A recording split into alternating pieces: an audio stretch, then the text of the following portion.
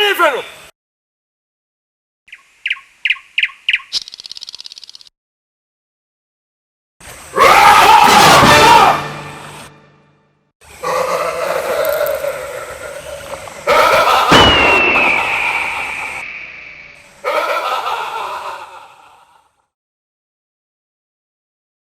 Koshongwe.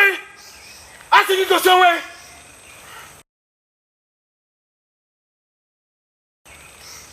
Nyane bube nwanya. Amutako mfepo. One fepo ze fepo. Odema. Ai gafu.